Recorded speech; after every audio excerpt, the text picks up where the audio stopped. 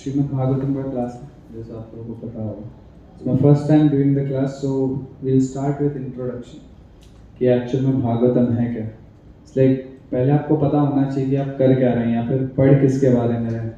आप में से बहुत लोगों को आई गेस उसका हिस्ट्री नहीं पता होगा कि भागवतम क्या है, कहाँ से आया, कौन किससे संवाद कर रहा है. हमारे आधे से ज़्यादा यदि आप ग्रंथ देखेंगे, if you see the scriptures, they are actually conversations, a question and answer. Practically, it's not like someone has just written it. It was inquired. It's an inquiry, the Q&A kind of stuff. No one, which is kind of interview. Someone asked a question, and those are documented, and those questions and answers are still relevant to date. That's the whole point. So before starting, I'll do the Mangala Charan because we are not having any specific verse, right? It's just introduction. So we'll pray so that I can speak something for my purification, and so that you all can grasp something for your own, progress in devotional service. Mājñānatimirandasya Jnananjana-shalakaya Chakshurunmilitam Yena Tasmai Shri Gurave Namaha Shri Chaitanya-Manobhishtam Sthapitam Yena Bhutale Swayam Rupa Kadamayyam Dadati Svapadantikam Vandeham Shri Guru Shri Yudhapadakanam Shri Guru Vaishnavamscha Shri Rupam Sahajatam Sahagana Raghunathan Tam Sajivam Sa-advaitam Savadutam Parijana Saitam Krishna Chaitanya Deva Shri Radha Krishna Pada Sahagana Lalita Shri Shakhamatamascha हे कृष्ण करुणा सिंधु दीन बंधु जगत्पते गोपेश गोपिका कांत राधा कांत नमोस्तुते तप्त कांचन गौरांगी राधे वृंदावनेश्वरी वृषभानुसुते देवी प्रणमामि प्रिये पंचतत्वात्मकं कृष्णं भक्तरूप स्वरूपकं भक्तावतारं भक्ताख्यं नमामि भक्तशक्तिकं नमो विष्णुपादाय कृष्णपृष्ठाय भूतले श्रीमद्भक्तिवेदान्त स्वामिते नामिने नमस्ते सारस्वते देवी गौरवाणी प्रचारिणे निर्विशेषशून्यादि पाश्चात्यदेशतारिणे जय श्री कृष्ण चैतन्य प्रभु नित्यानंद श्री अद्वैत गदाधर श्रीवासादि गौर भक्तवृंद. हरे कृष्णा कृष्ण कृष्ण हरे हरे हरे राम राम हरे.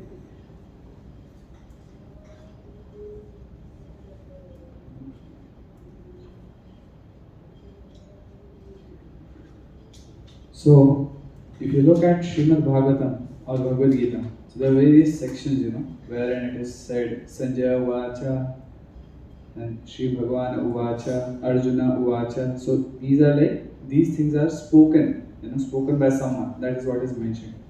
Similarly, if you look at Srimad Bhagavatam, there will be something, you see Shaunaka Uvacha. So who was this, Shaunaka Rishi, and what was he doing there? So previously, there used to be assembly of great sages. Sages used to come together and meet. So Shaunaka Rishi was a very great sage, and he was present, while the Bhagavatam was being spoken. Now, if we see what was happening, what is mentioned, how is this Bhagavatam documented? So the place known as Naimisharanya.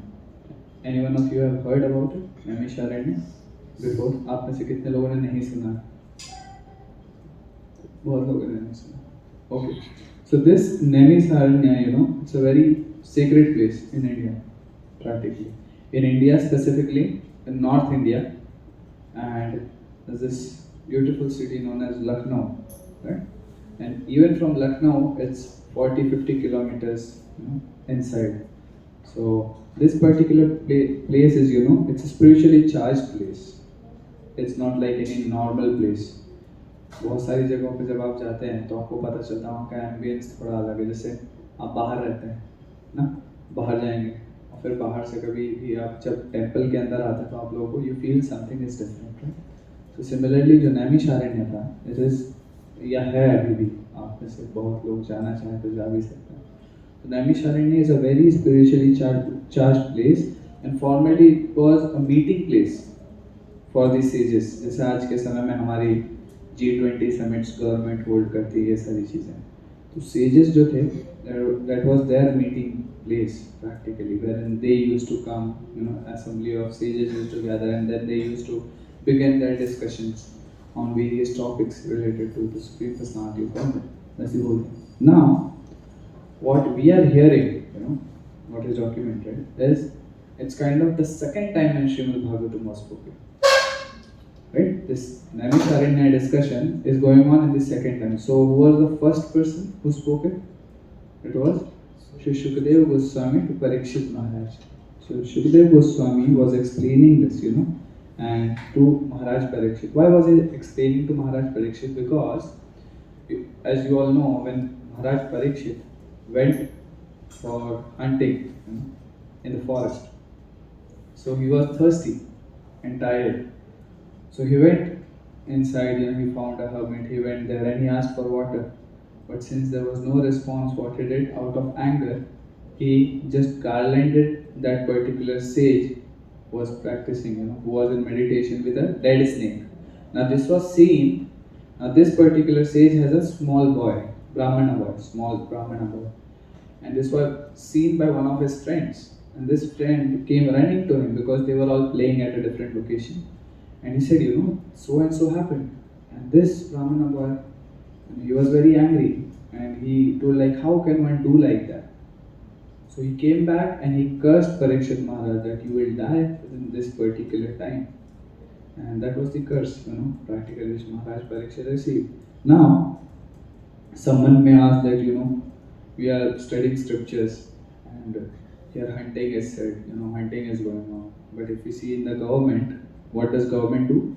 Government has banned all those things. There are so many celebrities who have gone for, who are practically having cases against them, pending cases because of hunting and everything. So why was this particular king hunting? That's the whole point. Because hunting was only allowed for the Kshatriyas during that period of time.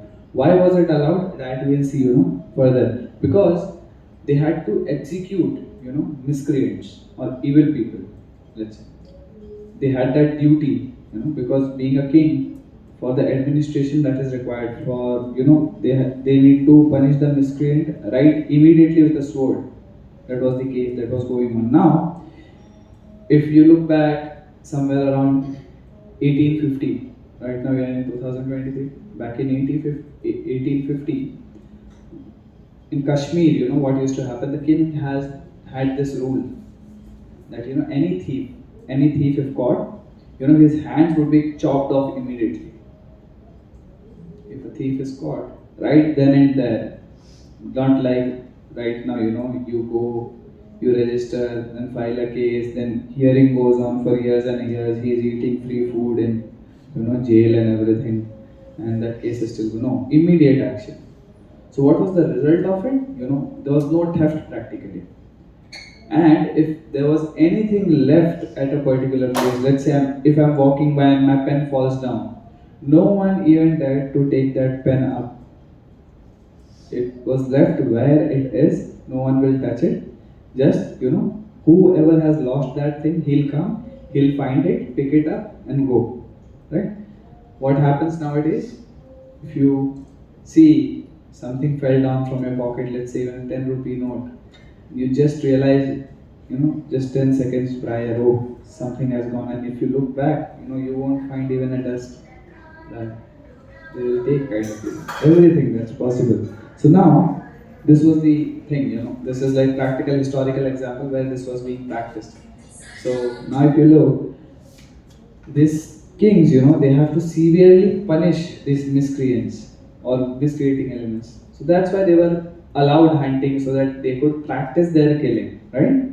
For example, just like a person practicing, in the medical field is allowed to perform surgery on a dead body because he needs to go ahead and do the same thing on a living person, right?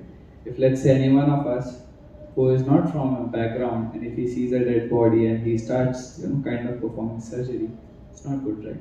So it will be required in the future. Now, we won't be allowed, even, there might be, the government has some rules even for that, which we would be breaking.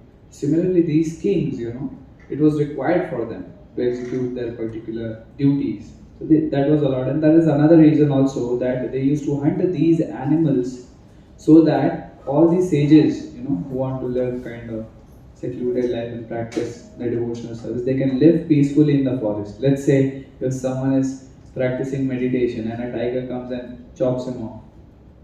So what's the point here? He'll go back to Godhead earlier than expected.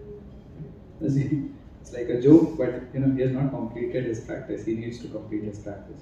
So that's why this is what was the motive behind hunting. Hunting was not like on a whim.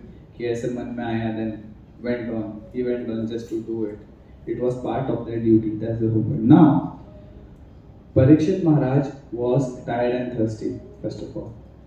So when he went into the hermitage, now what is an hermitage practically? It's a small cottage, right? Nowadays you won't be able to see, or people call it as tree house or something like that, as a vacation point.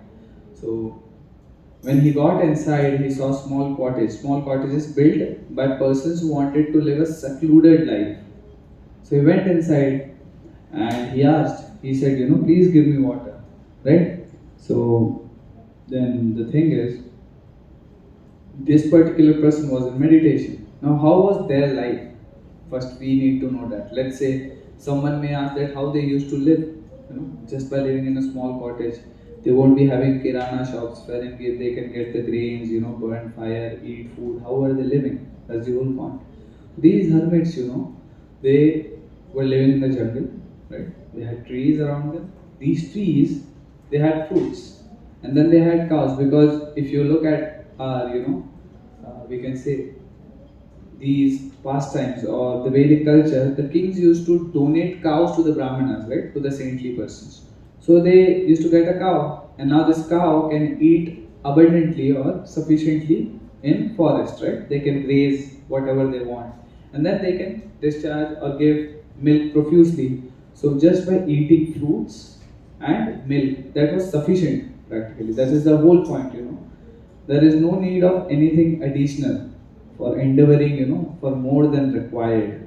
So these all were sufficient. And if you look, this particular thing is now being practiced by farm community, which we are creating.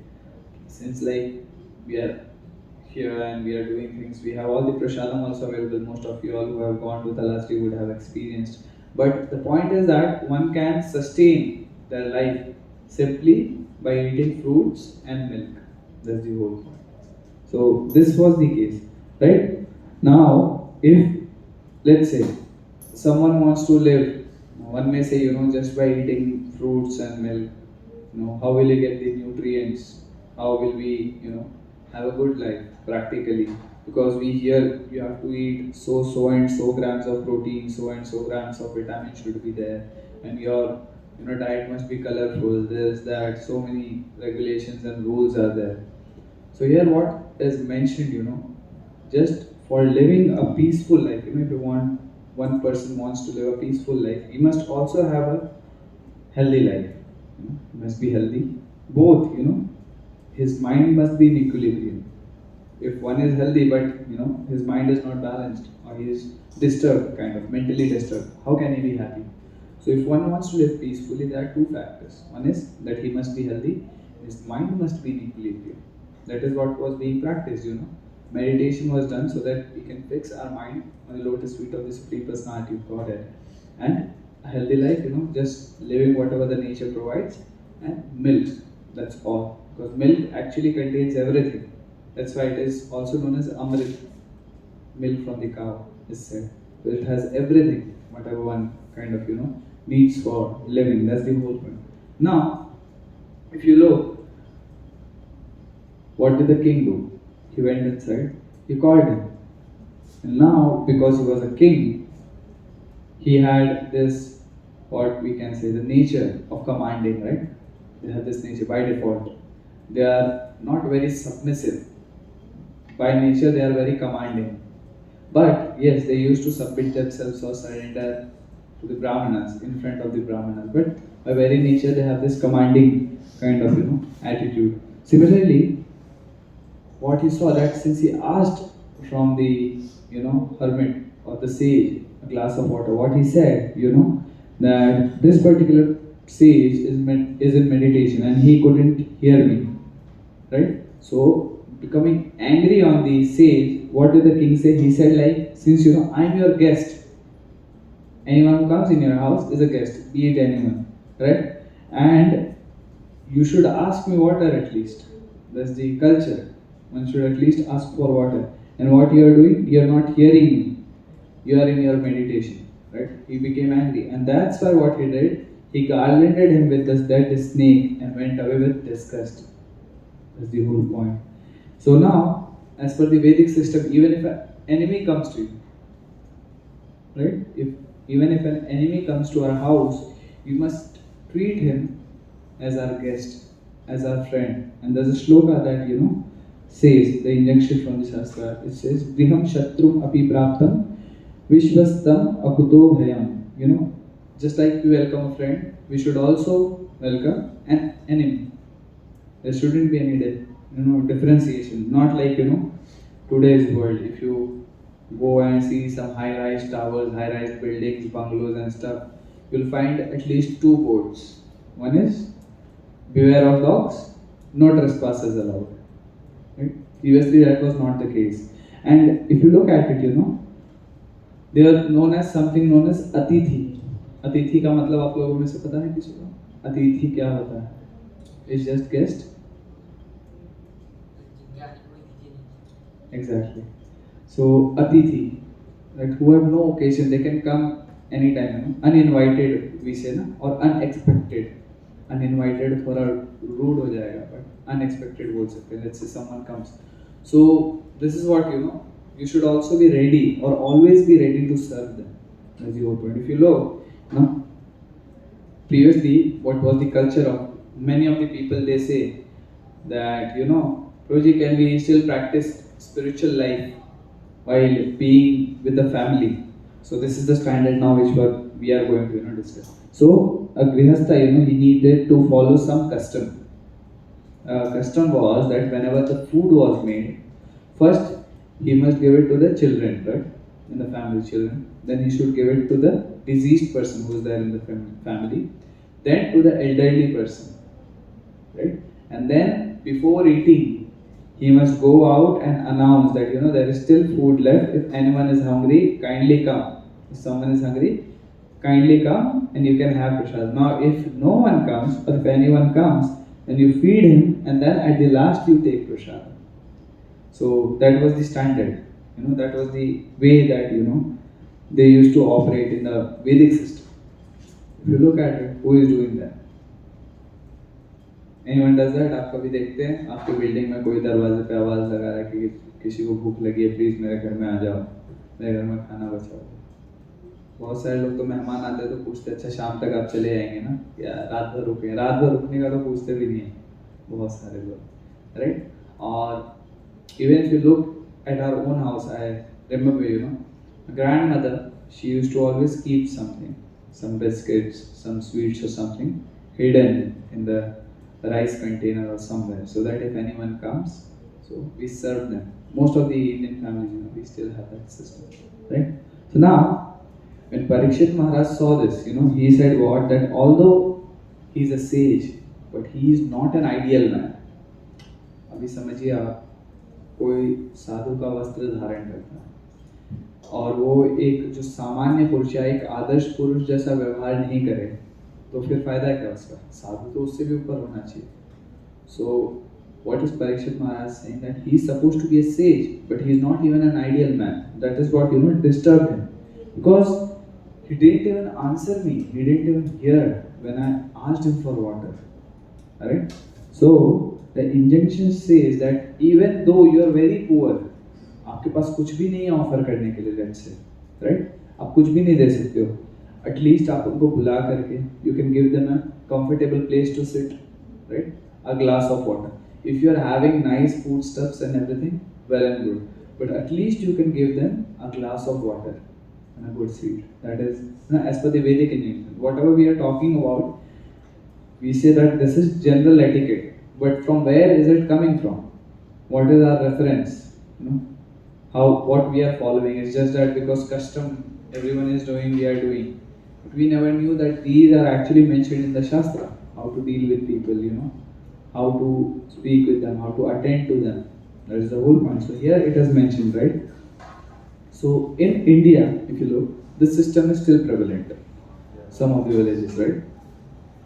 For sannyasis, let's say, when a sannyasi goes in any village which is cultured till date, So he doesn't have to worry. If he's sitting, people come to him and they ask, my dear sannyasi, please come and take food at our house.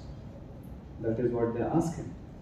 And if you hear about Chaitanya Mahaprabhu while he was traveling, on the way, there were many people who invited Chaitanya Mahaprabhu to take prasad, right? And Chaitanya Mahaprabhu used to go.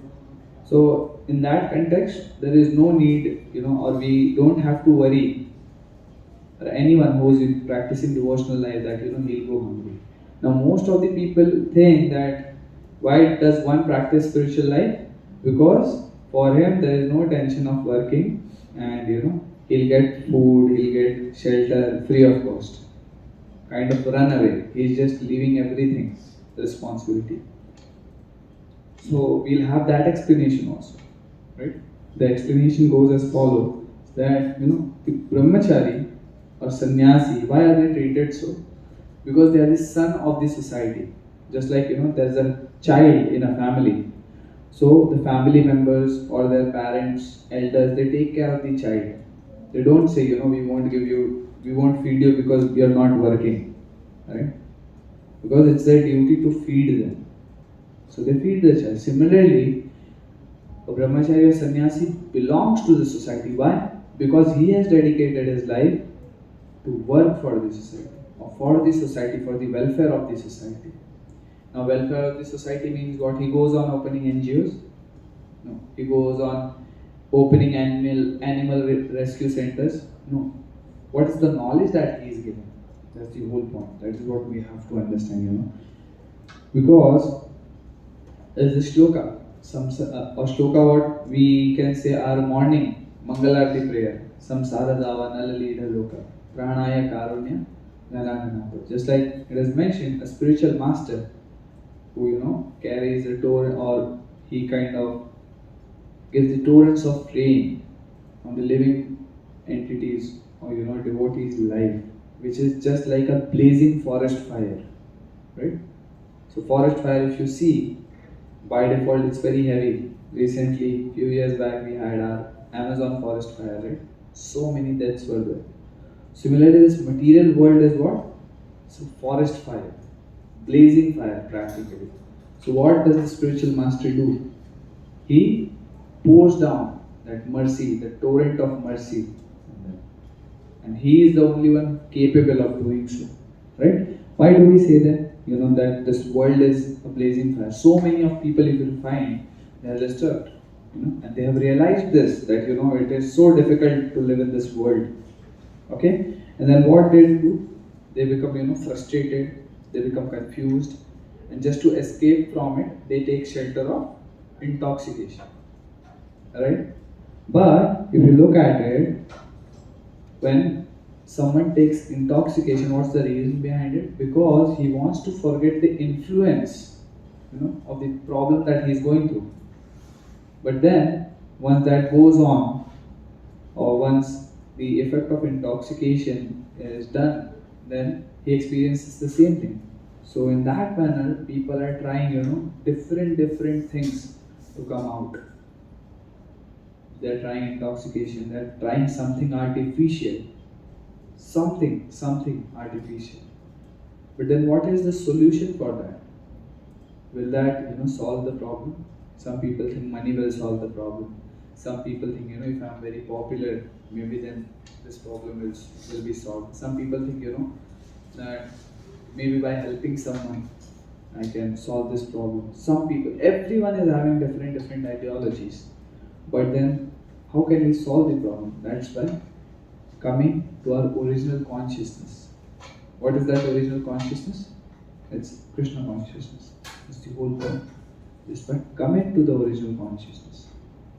That is what we have to do. And why we are saying, to come to this particular consciousness. And what is, actually, if you look at it, what is consciousness? If you look, any body, let's say there is an animal body is an animal body because of its consciousness. A human body, you can say, is a human body because of the consciousness, right? If we look at, this is a shloka from Bhagavad Gita 2.17. So this also speaks about the same. I'll just read the translation, right? So translation says, all it says, we'll read the shloka as well as translation. Avinashi tu tad vidhi yena sarvam idam tatam vinasham abhyayasyasya na kaschit kartum arhati. Translation is, that which pervades the entire body you should know to be indestructible. No one is able to destroy that imperishable soul. So first of all, we are understanding what? No one can destroy the imperishable soul. But here what is said, that which pervades the entire body, you should know to be indestructible. Right? So what is that thing? That is consciousness. That is consciousness. Because when you see a person who's alive, let's say most of the people here, we are all alive, right? If we are all alive, there's symptom also. Let's say if I pinch someone, so basically our body experiences only two things, that is pain and pleasure. आप इससे ज़्यादा कुछ नहीं experience कर सकते इस body से, right? Any sensation you have or anything that you perceive from your senses, you can only perceive these two things, either pain or pleasure, which can be, again said in different words, happiness and distress, sorrow and joy.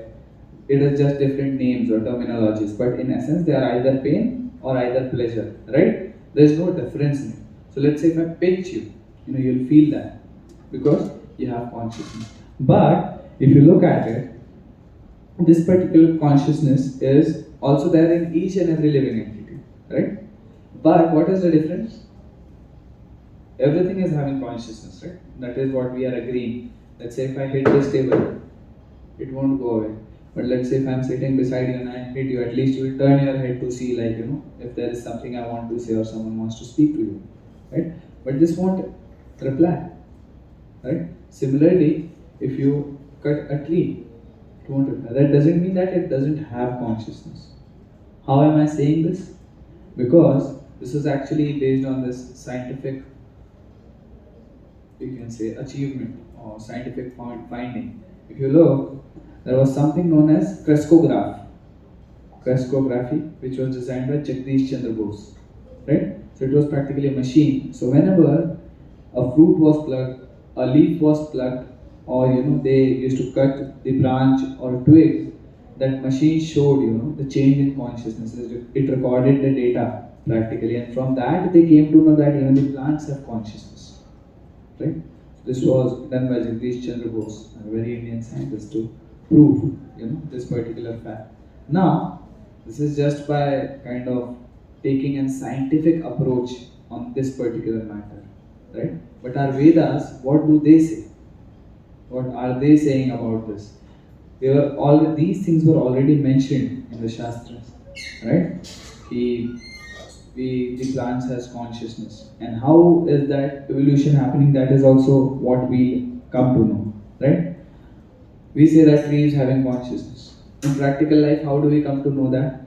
If you look, we have this saying, or even if you go in villages, they say, during the evening time, you shouldn't pluck fruits, flowers, leaves from the plant, right? What is the idea behind it?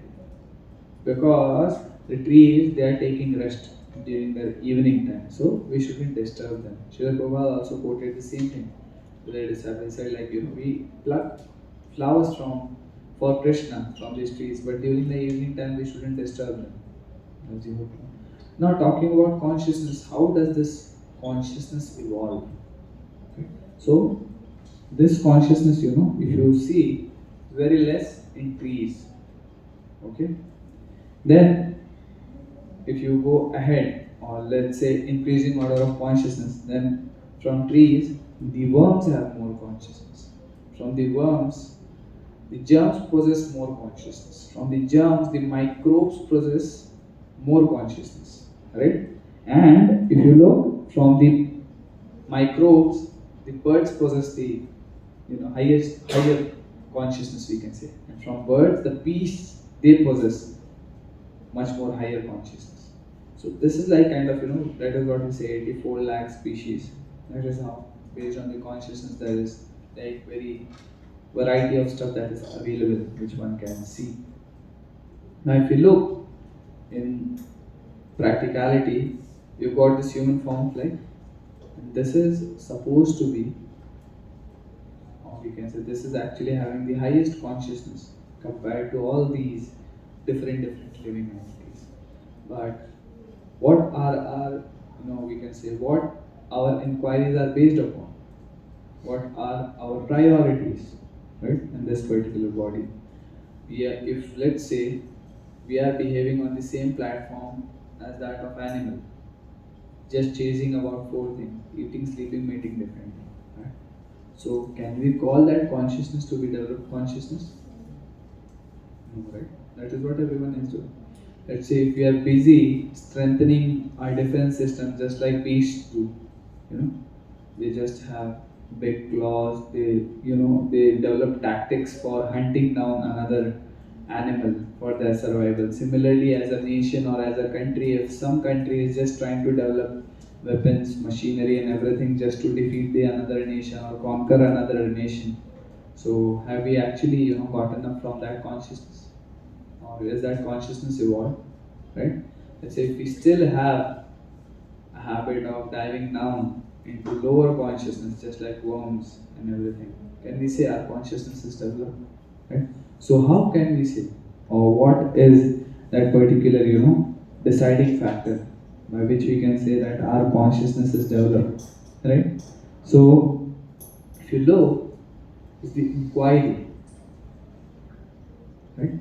What kind of inquiry one is making. Different people who are busy inquiring. Let's say someone is inquiring about some government policy, someone is inquiring about the state affairs, someone is inquiring about so many different things. But what's the point of these inquiries? There's no point. Right? No point. So what should be a real inquiry? Who am I? Now, even this doesn't stop actually, at human form only, this consciousness. If you look, this consciousness again goes ahead, to the demigods. These demigods, they are like very superior compared to us, based on anything, based on intelligence, their living standards, and everything. These things are thousands and thousands of times better than our own, whatever we can offer. Just like you can see in just a minor difference I'll show you in India itself. If you go to rural villages, you won't get that much facilities, right? But if you come here, then you see so many facilities are there in the city. Similarly, let's say we talk in terms of country, whatever facilities we are having here is very less than compared to that in the foreign countries, right? So now even in the foreign countries, if someone goes to the foreign country, he'll say that there also we are having less. In Gulf countries there are more facilities. Similarly, why can't we believe that that we have this planetary systems? So our planetary system, which is Earth, there are also higher planetary systems. So they are having much better facilities than us. What we are trying to do, just in order to gain those facilities, our so-called scientists are trying to go to another planets, right? They think just by developing machineries, just by improving so-called things by rocket or something like that, we can go to the moon planet. If you calculate what's the distance between moon and Earth and the time that is being taken by the rocket, travel the distance and the moment they are landing and stuff, everything. If you look, that is, they are refuting their own findings.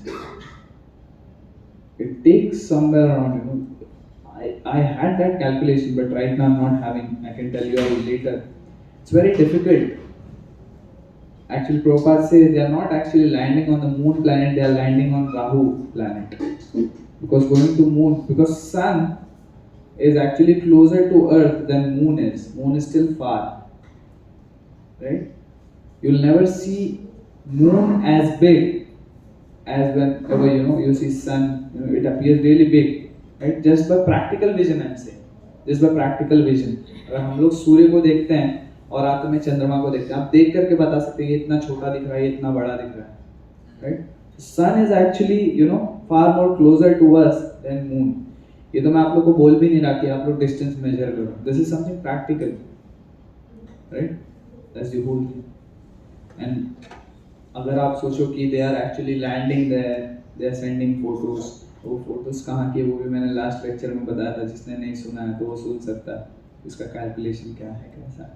So what should our life be based upon? What is that thing which, just by improving machineries can we reach the high planetary system? Even if one wants to go to the high planetary system, that's the case, right? हमको अगर किसी की इच्छा है जाने की वहाँ पे, so what is that he must do? He must improve his consciousness. He must come to that platform that he becomes eligible to go to that particular planetary systems, right?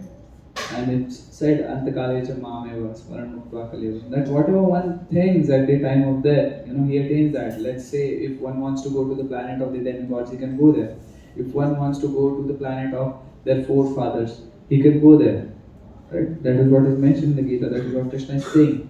You can attain those planets. He is telling also how you can do it.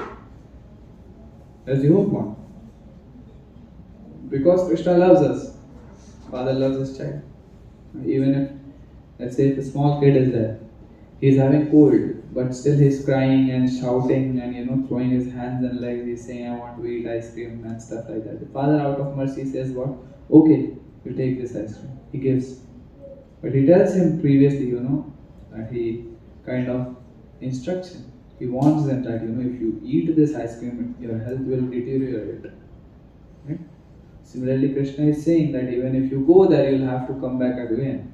How will you come back again? Annadhavanti bhutani parjanyadanna sambhavat. That is the sloka. In form of rain, then rain drops, then grains grow, grain is eaten by someone, then it transforms into semen, then the child takes birth. That is how one comes from the higher planetary system. As mentioned in the Gita. ऐसे नहीं होता कि आप बस वहाँ से सीधा फेंक दिए जाओगे तो इधर आके सीधा गिर गए सेम बॉडी में. It doesn't happen like that. उसका process है. That is what he's telling. So we have to understand. We actually have three answers for our one question, the topic, how it all began.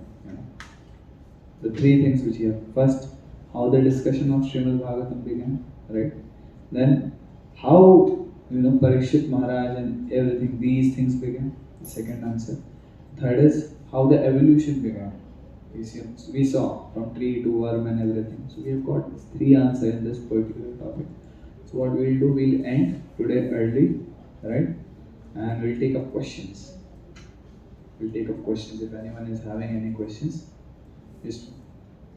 If kings were allowed to kill hunt, so that would be considered as a sin.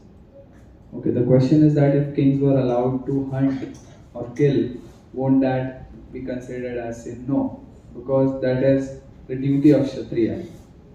So if someone is performing their duty as per Vedic injunction, in the Vedas it is mentioned. So they just used to kill the wild animals or also the No, different things, whatever were causing them.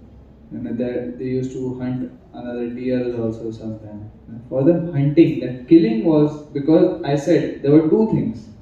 One was to protect the sages, right? Another was so that they can practice. Let's say if they have killed, every wild animal. There is something known as balancing the ecosystem. If you kill all the wild animals, then what will happen? Eventually, the other animals' number will grow, right? You will have to do that also. They just used to kill, but they don't use to eat. No. Vedas don't actually. In the Vedas, there is a system of people who wish to eat meat, but generally, what we used to have in Vedic culture were Raj Rishis, right? And they were always taking guidance from the Brahmanas. So, and they were counseling Brahmanas before doing anything. We have never seen Brahmana telling you eat non-veg. Our very devotees tell you, follow four regulative principles. Don't recommend anyone to eat meat. So, any another question? Yes. Prabhu, most of the people say like in Himalayas there are many yogis. They are meditating, and sometimes they go away. Like they jump into pond and they will go to somewhere. So do they have that much consciousness? They can travel to a planetary system and. So the question is that we have heard that in Himalayas there are sages who have developed higher consciousness and they can just travel by dipping from one point in the pond and they just come out from the another point. Yes, they are. Because these things are actually siddhis. Even during Prabhupada's time, if you read Leela, so there was a person, while Prabhupada was crossing the river from the boat, there was this person who was actually walking, a yogi walking on the water. He was walking on the water, and the disciples, they were surprised. They said, the Prabhupada, he's walking on the water. Right? So Prabhupada said that, he has worked so hard to attain this city, right? To meditate like anything. There's so many things, anima, lagima, prapti, asti, these are various siddhis which one has. And, but he said, what's the value of it? It's just 2 paisa. Why? Because from going from one point to another by a boat, it takes 2 paisa. So what was that? What was the point of having those siddhis? Yes, they do possess. Siddhis are there. And even Himalaya, if you look, it's like Himalayan itself is very divine thing. If you study this chapter, this comes in Srimad Bhagavatam 5th canto, description of Jambudvip. So it is written, that how from Sumeru mountain, what is Sumeru mountain? It's made of gold. And then these Himalaya and everything, these are actually the ranges which come down, down, down. So it's like actually divine. There are many people. If you heard, we mentioned Thailanga Swami also in one of the lectures. So he was also from South India. And he has a siddhi, He used to actually roam naked on the streets. He was realized, he never had anything to do with the body, but that was during the British government period. So they used to find it very disturbing. So what they used to do, they used to take him and lock him up in a cell. But the very next moment, what they used to find, that he is walking on the same road. And again they used to come and they used to put him in the law, in the cell. Then again they used to find he's not changing the route also. He's walking on the same path. If I'm getting caught here, we might think, let me change the route, let me go from some. He's walking on the same, but they're not able to restrain him. Yeah, that's it. That's practical thing, You see, sages, yeah. Srila Prabhupada said, that I can show you one magic. And that's very difficult, Can change your heart. That's what you see. So many people, they from external point of view, they are considered Yavanas, Mlechas. We are, of the same category. Also same Shudras. But by mercy of Prabhupada, by the mercy of devotees, we are still chanting Hare Krishna Mahamantra. We are in devotional service. We are doing something at least, or we are being made to do something which is of such a high level that we can't even begin to perceive it. If I look back at least, 5 to 6 years back, if I would have ever thought that I would have shaven head, wearing dhoti kurta, putting on tilak and reading Srimad Bhagavad Gita, I never thought of something like that. And no one actually, in devotional life ever thought that he'll be leading a life like that. And that's the mercy, It's not less than a miracle actually. You can say that it in itself is a miracle. Right? So that is another. Any more? One more question. Yes. Bhagavatam is also coming through Guru Shishya Parampara, right? Exactly. So, like Shukadeva Goswami told to Parikshit Maharaj. So before that, it is also there. Bhagavatam is also there before that.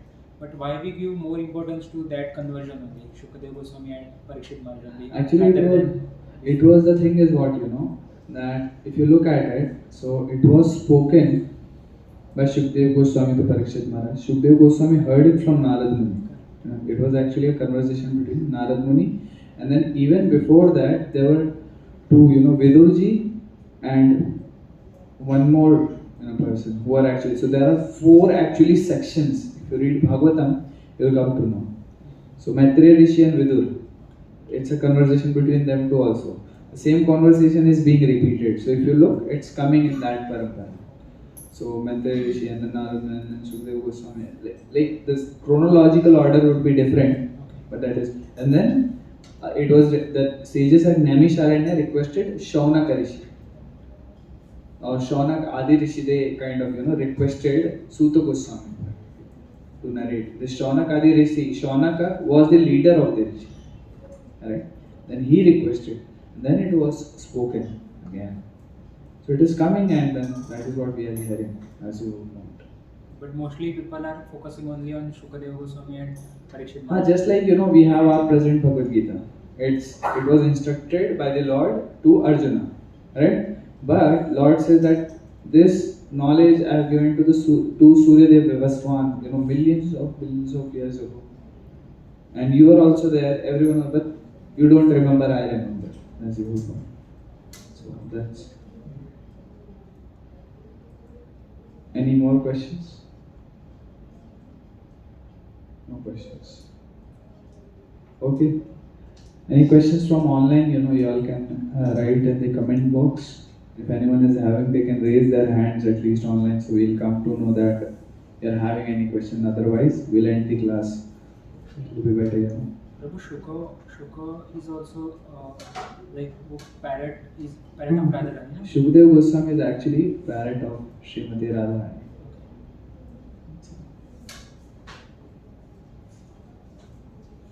Yes, sir. Where it is confirmed that Sukdev Goswami was a parrot, because we heard many times, but any reference? In Bhagavatam, it's there. In Bhagavatam also it's there, and then that is why he never used to take the name of Srimati Radharani. Otherwise, he would go into ecstasy and he wouldn't be able to speak. So he was very cautious, but still he said it somewhere. Because if he would have gone unconscious, there were limited number of days for the Bhagavatam to be spoken. It wouldn't have been possible. I guess no other questions are there. We'll end here. There would have been many mistakes in speaking, so I'll ask for forgiveness. Shri